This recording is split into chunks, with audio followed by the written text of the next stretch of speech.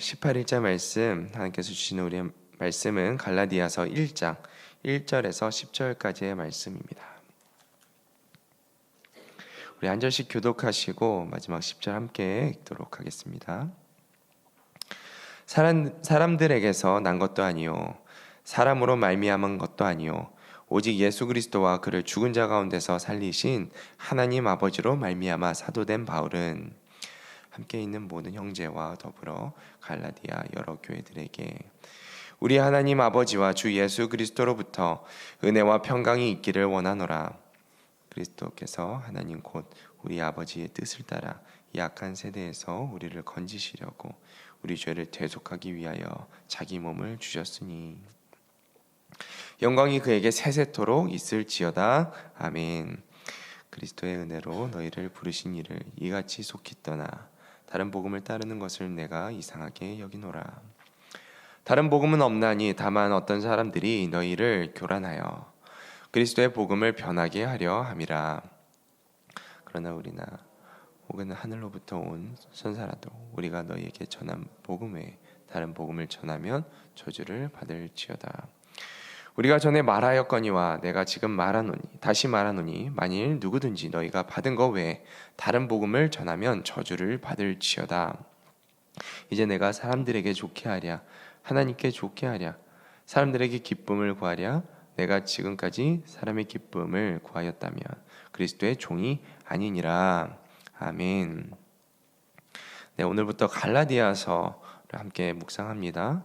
갈라디아서를 묵상하는 가운데 참된 복음이 무엇인가, 그 진리가 무엇인가에 대해서 좀 더 명확하게 알고 또 그 진리를 따라서 살아가는 우리의 삶이 되기를 축복합니다. 네, 오늘 말씀의 주제처럼 예수 그리스도 외에 다른 복음이 없다라는 것이 갈라디아서의 핵심인데요. 우리가 함께 말씀을 보도록 하겠습니다.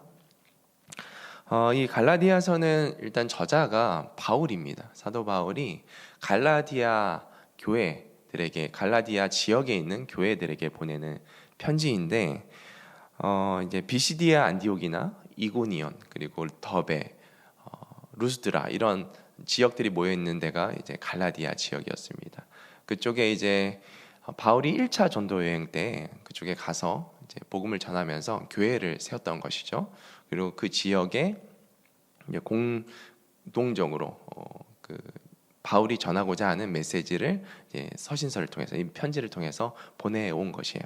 그래서 오늘 보고 있는 말씀이 갈라디아 교회에게 보내고 있는 편지인데, 이 갈라디아 교회들에게 어떤 배경 속에서 이런 편지를 보냈는가 우리가 살펴보면, 바울이 1차 전도 여행을 다녀와서 이제 자신을 이제 보내온 수리아 안디옥 교회, 그러니까 자신을 선교를 보낸 그 수리아 안디옥 교회로 이제 돌아갔습니다. 그런데 수리아 안디옥 교회 이제 돌아가 보니까 문제가 있었던 거예요. 어떤 문제가 있었냐면, 자신이 이렇게 선교 여행을 다녀온 이후에 그 사이에 이제 유대주의자들, 그러니까 유대인의 그 율법을 강조하는 유대 지도자들이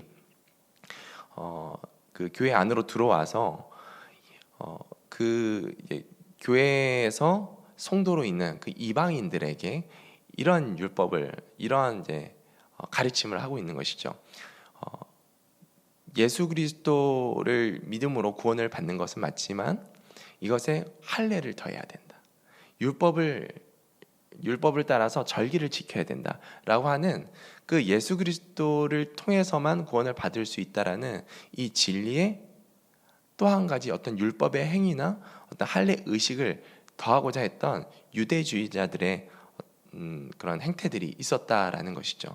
그래서 바울이 이 상황들을 발견하고 그 유대주의자들과 이제 논쟁을 하게 됩니다. 어떻게 예수 그리스도 복음에 다른 것을 더할 수 있느냐? 이것이 여기에서 계속 이야기하고 있는 다른 복음인 것이죠. 어떻게 다른 복음을 증거할 수 있느냐라고 그들과 논쟁하기 시작합니다.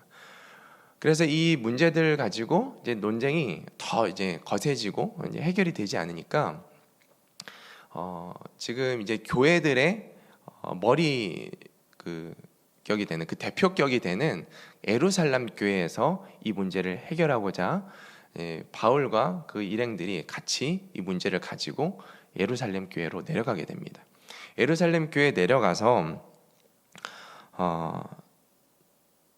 이제 주 48년 정도의 시기인데 처음으로 교회 대표들이 모여서 예루살렘 공의회라고 처음으로 교회 대표들이 모여서 합의하는 어떤 문제에 대해서 어떤 논쟁에 대해서 합의하는 어떤 결과가 그때 이제 나오게 되는데 그때가 바로 그게 바로 주 예수 그리스도의 은혜로만 우리가 구원을 얻을 수 있다라는 결론을 그 공의에서 내게 된 것이죠.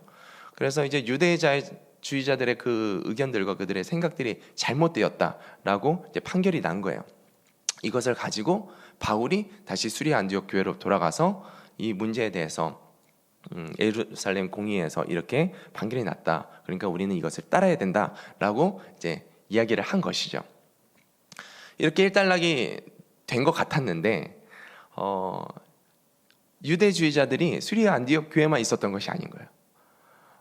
이 유대인들 중에서 신앙이 있었던 하나님을 믿었던 유대인들 중에서 다른 곳으로 또 가서 예수 그리스도를 믿는 그 신앙이 자신들에게도 있었지만 잘못된 진리를 가지고 여기에 할례를 더하고 율법을 더해야 된다라는 그런 생각을 가지고 있는 유대주의자들이 이 갈라디아 교회에서도 동일하게 있었다라는 것이죠. 우리가 1절부터 이제 우리 3절까지의 내용을 쭉 한번 더 보도록 하겠습니다. 1절부터 3절까지 이제 문안 인사하고 이제 복음의 출처가 어디로부터 온 것인가에 대해서 지금 사도 바울이 이야기를 하고 있는 것인데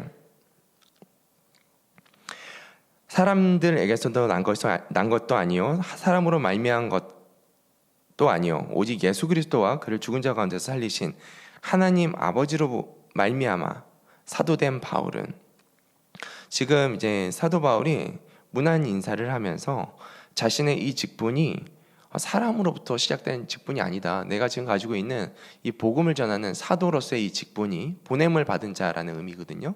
이 사도라는 이 말의 의미가 보냄을 받은 자라는 의미인데 내가 사람으로부터 보냄 받은 것도 아니고 하나님 그리고 예수 그리스도로부터 내가 보냄을 받아서 지금 이렇게 말씀을 전하는 것이다 라고 이야기하는 거예요. 이것을 왜 강조하는 것이냐면 지금 이제 본인이 말하는 이제 앞으로 말하게 될 이 말씀이 이 서신서에 기록된 말씀이 사람의 권위로 이야기하는 것이 아니고 하나님께로부터 받은 그 권위로 내가 말을 하는 것이다라고 이게 하나님의 말씀이다. 그러니까 너희가 하나님의 말씀이라 생각하고 귀를 기울이라라고 지금 말씀하고 있는 것입니다. 2절 말씀에 함께 있는 모든 형제와 더불어 이제 바울이 함께 사역했던 동역자들을 의미하는 것이죠. 함께 하나님의 뜻을 순종하는 그런 동역자들과 함께 더불어 갈라디아 여러 교회들에게 내가 지금 편지를 하고 있다라고 하는 거예요. 앞서 말씀드렸던 것처럼 갈라디아에 이제 여러 교회들이 있었습니다. 그 교회들에게 지금 공통적으로 공적인 지금 메시지를 내가 전달한다라고 지금 말하고 있는 것입니다. 그리고 그들에게 우리 하나님 아버지와 주 예수 그리스도로부터 은혜와 평강이 있기를 원하노라 라고 기록하고 있습니다. 그냥 은혜와 평강에 대한 단어를 잠깐 묵상해 보면 은혜는 무엇입니까? 은혜는 우리가 우리의 힘으로 취할 수 없는 것이 은혜이죠. 그러니까 무조건적인 조건 없는 하나님의 사랑을 우리가 생각해 볼 수 있습니다. 우리가 십자가의 그 사랑, 십자가의 그 사건들을 우리가 하나님의 은혜라고 하는 것은 우리의 힘으로 그 십자가의 사랑을 우리의 뜻대로 취할 수 없는 것이기 때문이죠. 하나님께서 값없이 무조건적으로 우리 어떤 행위로 인함이 아니라 하나님의 값없는 그 사랑으로 우리에게 그것을 주었기 때문에 우리는 그것을 은혜라고 하지요. 그 은혜가 너희에게 있기를 원하노라. 그 은혜를 날마다 너희가 경험하기를 원하노라 라고 축복하고 있는 거예요.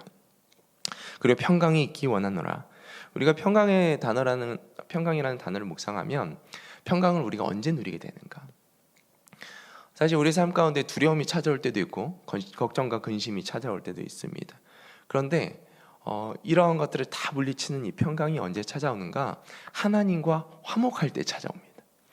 하나님과 하나 될 때 찾아옵니다. 왜냐하면 이것은 하나님의 뜻이고 하나님의 마음이고 우리를 향한 하나님의 그 감정이기 때문이에요. 그래서 우리가 하나님과 밀접하게 관계하고 있을 때, 우리가 죄를 떠나서 하나님과 화목하는 삶을 살 때, 하나님께서는 우리 마음에 있는 그런 두려움과 걱정과 염려를 물리치시고 그것들을 거뜬히 이길 수 있는 평강과 평안을 우리 안에 주신다라는 거예요. 그래서 우리 안에 은혜와 그 평강이 있기를 원한다면 우리 삶 가운데 날마다 하나님 앞으로 적극적으로 나아가 하나님과 화목하고자 하고 하나님께서 기뻐하시지 않는 죄들을 제거하고자 하는 그런 노력들 안에서 우리가 하나님께서 주시는 평과 이 은혜를 온전히 누릴 줄로 믿습니다. 이 갈라디아 교회에게 축복한 것처럼 우리의 삶에도 예수 그리스도의 은혜와 하나님의 그 평강이 우리 안에 있기를 예수 그리스도의 이름으로 축복합니다. 네, 4절부터 5절까지는 이제 복음의 본질에 대해서 이야기를 하고 있습니다. 내가 하나님께서 주신 그 권위로 지금 이 복음의 본질에 대해서 설명을 한다. 이 복음의 본질은 무엇인가? 4절부터 쭉 이제 기록하죠. 그리스도께서 하나님 곧 우리 아버지의 뜻을 따라 이 악한 세대에서 우리를 건지시려고 우리 죄를 대속하기 위하여 자기 몸을 주셨으니, 이제 십자가의 대속 사건을 지금 이야기하는 것입니다. 예수 그리스도께서 하나님 아버지, 그 우리를 사랑하시는 그 아버지의 뜻을 따라서 이 악한 세대, 이 죄악 가운데서 우리를 건지시기 위해서, 그리고 그 죄를 가운데서 우리가 자신을 건지지 못하기 때문에 하나님께서 직접 이 땅 가운데 오셔서 그 죄를 대속하시기 위해서, 대신 그 값을 치르시기 위해서 이 땅 가운데 몸을 주시기 위해 오셨다라고 기록하고 있는 거예요. 이것으로 우리가 구원을 얻는 것이다 라고 지금 복음의 본질을 이야기하고 있는 것입니다. 그리고 그 구원을 이루신 예수 그리스도만이 그 영광을 받으실이다. 우리 삶 가운데 그 구원을 주신 예수 그리스도만이 그 영광을 받으실 분이시다라고 5절에 이야기하고 있는 것입니다. 영광이 예수 그리스도에게 세세토록 있을지어다 아멘 하면서 영광 받으실 분이 오직 예수 그리스도 한 분이심을 선포하며 선언하며 이제 마무리를 하게 됩니다. 그리고 이어서 6절부터 이제 9절까지는 앞서 말한 이 복음과 다른 복음의 위험성에 대해서 이제 기록하고 있는 것입니다. 그리스도의 은혜로 너희를 부르신 이를 이같이 속히 떠나 다른 복음을 따르는 것을 내가 이상하게 여기노라. 이제 하나님께서 하나님의 그 뜻을 따라서 예수 그리스도께서 우리 위하여 죽으신 그 십자가의 사건, 그것으로 값없이 받은 그 은혜, 그 은혜로 인해서 너희를 불렀다라는 것은 너희가 이제 구원을 얻었다라는 거예요. 구원을 받은 자로 이제 부르셨는데 이를 이같이 속히 떠났다라는 거예요.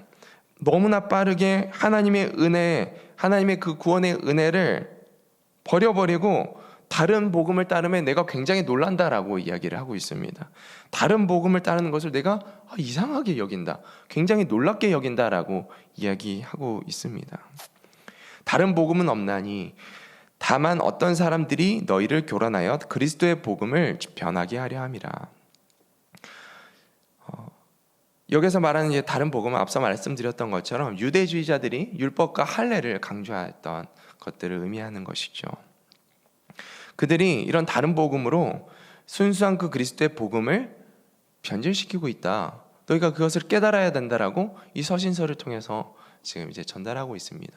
바울이 얼마나 안타까웠을까라는 생각을 하게 됩니다.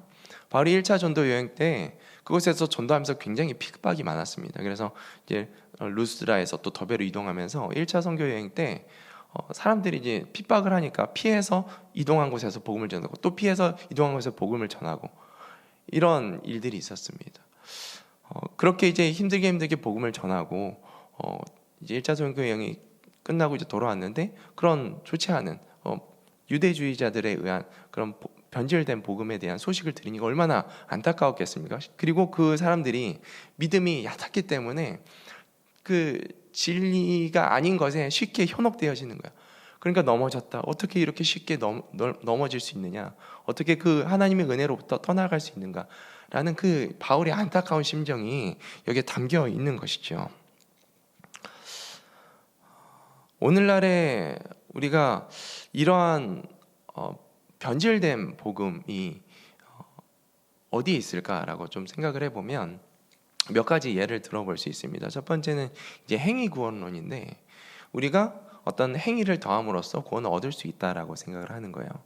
뭐 예를 들어서 이제 뭐 어떤 특정 헌금을 내야지 천국에 들어갈 수 있다. 실제로 이제 그 천주교와 같은 경우에는 연옥교리가 있습니다. 연옥교리가 있는데, 천국에 들어가기 전에 머무를 수 있는 그 연옥이라는 곳이 있어요. 근데 그곳에 헌금을 할 때, 그 가족들이 또 헌금을 할 때, 이제 그렇게 헌금을 할 때 그들이 빠르게 또 천국에 들어갈 수 있다라는 것으로 이제 가르치는 그런 교리들이 있는데, 그런 것들이 바로 행위 구원에 속하는 것이죠. 어떤 봉사, 특정한 봉사를 해야지 구원에 이를 수 있다라는 것으로 이렇게 복음을 변질시키는 것이 행위 구원론입니다. 그래서 그것에 대해서 우리가 잘 깨어 있어야 돼요. 우리가 이것을 모르면 이게 우리가 구원에 이르기 위해서 이런 노력을 해야 된다라고 착각할 수 있거든요. 그래서 이런 것들이 있고, 또 하나는 뭐 비슷한 내용인데 의식을 통한 구원입니다. 뭔가 세례를 받아야만 구원에 이를 수 있다라는 생각인 것이죠. 세례가 너무나 중요합니다. 세례를 통해서 우리가 구원받은 자로서의 우리의 신앙을 사람들 앞에 공증하고 이제 보여주는 의식이기도 하죠. 그런데 이 세례 자체가 구원으로 이어지는 그 보증하는 그 보증서가 아니라는 것이죠. 이런 것처럼 이제 특정한 어떤 의식을 통해서만 우리가 구원에 이를 수 있다라는 생각도 우리가 피해야 되는 이제 다른 복음인 것이죠. 세 번째는 이제 번영 신학에서 오는 것인데, 그 성공을 해야 하는 것이 하나님께서 우리 삶 가운데 함께 하시는 그 정말 믿음이 있는 자의 표징이다라고 생각하는 거예요. 그래서 이제 성공한 사람들이 이제 나와가지고 이제 간증을 하고, 그런 성공이 하나님께서 주신 은혜입니다. 맞죠? 하나님께서 주신 은혜인데, 그것을 믿음 있는 자의 표징으로 보는 그런 시각도 우리가 잘못된 복음 안에서 이해하는 것이다. 하나님을 믿어도 어려운 가운데 있을 수도 있고, 하나님을 믿어도 성공 가운데 나아갈 수 있는 것입니다. 그런데 그 성공이 하나님을 믿는 믿음의 이제 기준이 될 수 없는 것이죠. 오히려 어떠한 상황 가운데 있을지라도 하나님만을 바라보고 있는가, 이것이 우리의 믿음의 기준인 것이고, 어떤 상황 가운데 있을지라도 예수 그리스도의 그 십자가의 공로, 그 은혜 안에 살아가고 있는가, 하나님께서 주시는 은혜와 그 평강을 누리는 삶을 살고 있는 것이, 그것이 우리가 누리는 믿음으로서의 기준이 될 수 있는 것이고 표징이 될 수 있는 것이죠. 그래서 이제 이러한 오늘날에도 이제 만연하고 있는 그런 거짓된 복음, 또 하나가 있죠. 그 어떤 특정 인물을 통해서 우리가 구원에 이를 수 있다, 이런 것이 이제 다 이단에서 오는 것 아닙니까? 이제 신천지 같은 경우에도 이만희 교주, 내가 나를 통해서 구원에 이를 수 있다라는 그런 어떤 특정 인물을 통해서 구원에 이를 것만 같은 그런 생각들을 버리는 것, 이것이 우리가 다른 복음 안에 거하지 않는 그런 방식들인 것이죠. 오늘날에도 여전히 이제 그리스도의 복음을 변질시키고자 하는 시도들이 있습니다. 그리고 그런 시도들을 우리가 깨어서 오직 예수 그리스도만이 우리가 구원에 이를 수 있는 유일한 길임을 생각하는, 그것을 믿는 우리 모두가 되기를 축복합니다. 8절과 9절을 보면 강력한 경고를 하고 있습니다. 그러나 우리나 혹은 하늘로부터 온 천사라도 아무리 대단한 존재라 할지라도 우리가 너희에게 전한 복음 외에 다른 복음을 전하면 저주를 받을지어다. 다른 복음을 전한 자들에게 저주가 임할 것이다 라고 이야기하는 거예요. 이 강력한 경고를 이제 9절에서 하고 있는데, 9절에서도 하고 있는데요, 우리가 전에 말하였거니와 내가 지금 다시 말하노니 만일 누구든지 너희가 받은 것 외에 다른 복음을 전하면 저주를 받을지어다. 복음을 변질시키는 자마다 저주를 받을 것이다. 매우 이것은 심각한 문제다라고 이제 강조해서 이야기하고 있습니다. 이 경고가 어디를 향하고 있는가?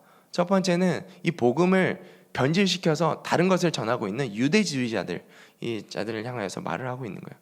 이 편지를 같이 볼 거 아닙니까? 그 사람들도 보면서 지금 이 말을 듣고 경각심을 가지라는 거예요. 너희들이 지금 믿고 잘못 전하고 있는 복음을 이제 중단해라 라고 이야기하는 거예요. 그리고 이 유대주의자들의 말을 듣고 또 따르는 자들을 향해서 지금 이야기하고 있는 것이죠. 깨어나라, 그것이 아니다 라고 이야기하고 있는 거예요. 결국 그 잘못된 복음의 끝은 어딘가? 저주다, 심판이다 라고 이야기하고 있는 것입니다. 그리고 마지막 10절 말씀에 이제 내가 사람들에게 좋게 하랴, 하나님께 좋게 하랴, 사람들에게 기쁨을 구하랴. 내가 지금까지 사람들의 기쁨을 구하였다면 그리스도의 종이 아니니라. 지금 바울이 자신이 사람의 비위나 기분을 좋게 하기 위해서 복음을 전하는 것이 아님을 강조합니다. 오직 나는 하나님의 기쁨, 그 하나님의 영광을 위해서 내가 이 복음을 전하고 있는 것인데, 왜 이제 사도 바울이 이런 이야기를 하고 있을까? 이제 좀 묵상을 하다 보니까 지금 유대주의자들이 사람들의 기분을 좋게 하고 있구나. 사람들의 그 마음을 뭔가 충족시키고 있구나. 그러니까 지금 사도 바울이 나는 그렇게 너희들의 기분을 좋게 하기 위해서 복음을 전하는 것이 아니다라고 이야기하고 있는 거예요. 그러면 그들이 율법을 지키게 하고 그 뭔가 이 할례를 더하게 하는 이 행위들이 어떻게 보면 뭔가 일이 가중되어지는 것 같고 구원을 얻기 위해서 뭔가 해야 되는 것이 더 어려운 것 같은데 왜 이게 사람들을 기쁘게 하였을까라는 어떤 질문을 하게 되지요. 근데 그런 것들을 생각해 보면 이 사람들 가운데 자신이 가지고 있는 믿음에 대한 불안함이 있었겠다라는 생각을 하게 됩니다. 내가 이것으로 구원을 받을 수 있을까? 믿음이 작을 때에는 아무래도 그런 사단이 주는 생각들에 쉽게 넘어지기 마련인데 정말 내 구원 받을 수 있을까? 이런 생각들에 빠졌을 때 불안함이 찾아오잖아요. 그런데 이 행위구원자들, 이 유대주의자들이 율법을 지키면 구원 받을 수 있어. 뭔가 할례를 행하면 구원을 받을 수 있어라는 이것을 함으로써 할례를 받으면서 마음의 안정감이 찾아오는 거예요. 그러니까 기쁨이 찾아오는 것이죠. 할례를 받음으로써 당시에 유대인들은 다 할례를 받았었기 때문에 그들과 뭔가 유대감을 또 가지게 되고 공동체성을 또 가지게 되고 이런 것들에 대한 기쁨을 가지게 되는 것이죠. 그런데 지금 그것이 아니다라고 사도 바울이 이야기하고 있는 것입니다. 뭔가 그런 감정을 위해서, 뭔가 유대감을 위해서 신앙생활하는 것이 아니다. 그런 너희의 마음의 안정감을 위해서 이렇게 다른 복음을 따라야 될 것이 아니다. 오직 예수 그리스도의 그 십자가의 그 복음만을 믿는 자만이 오직 그것을 통해서만 구원을 받을 수 있다. 다른 것으로 나아가지 말아라고 다시 이야기하는 사도 바울의 이야기를 우리가 말씀을 볼 수 있습니다. 이제 말씀을 정리하겠습니다. 그리고 오늘 말씀을 통해서 받는 교훈은 첫 번째는 복음의 순수성을 지키는 그 신앙을 잃지 말아라라는 것입니다.